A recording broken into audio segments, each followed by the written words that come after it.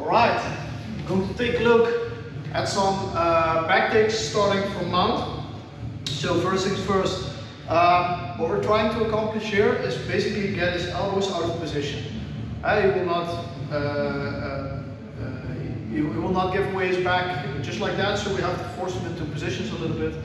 And one of the ways I really like to do this is by hiking one arm up. Probably one of the most well-known methods as well to set up arm triangles. But there's some small details which which can help you a lot. So first things first, I'm going to grab a nice cross face here. So I'm going to go for the armpit on the other side and post out hard on this side. Why? So I don't get taken over towards the other side. If he tries to bridge me towards this side, my base should be here. If he tries to go towards that side, boom, he cannot do it. Each time he bridges is an opportunity for me to scoop my knees up. So each time he tries to bridge, I'm going to move my knees up a little bit, which makes it difficult to bridge a second time. Right. So now I'm going to use my shoulder to pressure into his chin to make use of my cross face. This makes the elbow more available. So just make sure I can scoop the elbow up like this, and from here you can start locking up the arm and getting into an arm triangle position. Okay, we all know arm triangle attacks from here, but let's take a look at how we can take the back from this side. Alright, now you're going to hike your knees up.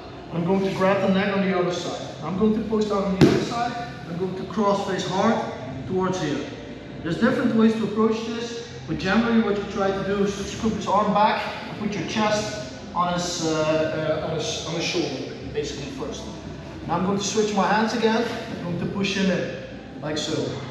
Again, if he tries to move his back towards the mat, there's an arm triangle here for you.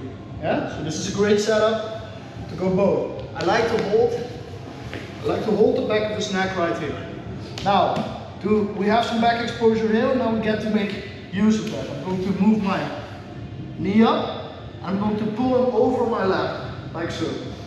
From here, we scoop up the arm on the other side and grab the wrist.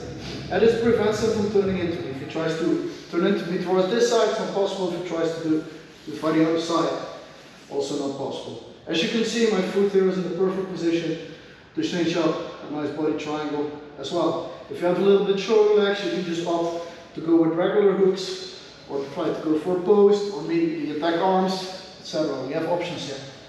We start in this position. I like to cross face hard and base out towards this side. If he tries to throw you, don't be afraid to have the hand, and even when you start using the hand, you can use your hand, like so. From here, start scooping up the arm. As soon as his elbow is above shoulder line, it will be difficult for him to defend. So, boom, scoop up the arm. We're going to switch our grips right here towards the cross face on the other side. I'm going to use my shoulder to pressure in and to get some exposure towards here. Now pull the arm across and put your chest on his arm. Switch your hands again, and here, you will probably be most afraid from the arm triangle here because he can feel that I'm already trapping him there. So those guys are busy there. So you can even post on his back and move him a little bit further as you start to grab behind him. From here, go towards the other side, reach for the underhook, grab the arm, either place your body triangle or your regular hooks, and from here we can start attacking. Okay? Right. So that's first way to get into a back mount from here. Okay. Sometimes you need a little bit more force because he's keeping his back on the mat. So in the example we just saw, he gives me a little bit of exposure by turning towards the side to alleviate some of the pressure of the cross face. So if we go into the same positions here, but you find it difficult to get somebody to turn to his side, so he's really struggling to keep his back to the mat, we can do two things. We can either try to switch and use that to our advantage to grab arm triangles, or again, you can seize the wrist, bring the wrist in, and I'll grab it from under his arm. And we call this a gift wrap. We have them nicely wrapped up right here. So, the way to take the back here are basically two ways. We can go weave our arm in and go into this position, basically like a kimura. Right? From here, I'm going to move his elbow up by pushing my chest forward. This will put quite some pressure on him and start turning him. And we have some options to go here, but generally we just start cranking him up and making him give our back just purely because of the pressure that's on his shoulder. Yeah? So this is a very nice way to get into back mount as well. So same setup, we move up the arm. Now, we cannot get him to turn enough to get back exposure here. So we pull the arm in and go into our gift wrap position. From here, we start moving the elbow above his head towards the mat.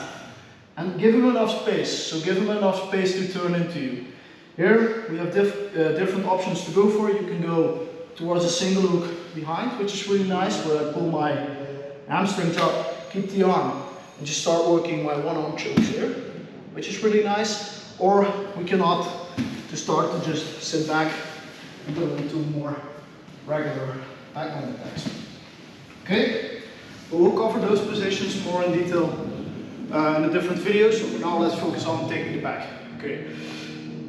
Sometimes it's just very difficult to get his elbows to go away from his body. Another really nice trick we have here is by just pushing all of our weight down onto one of the arms and basically just forcing him into an Americana position.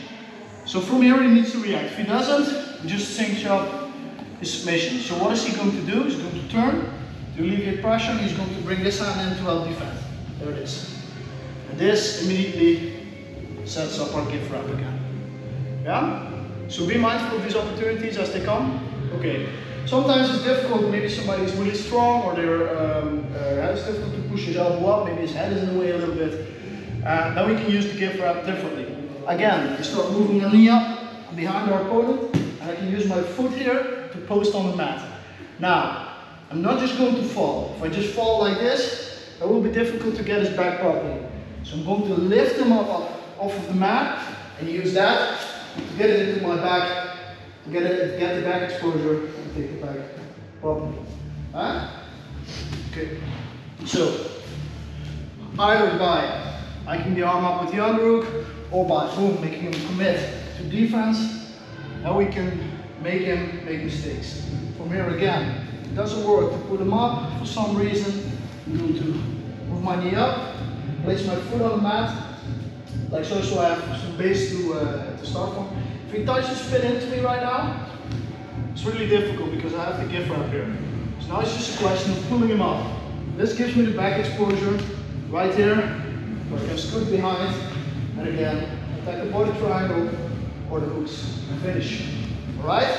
So 3 really nice ways to take the back from up.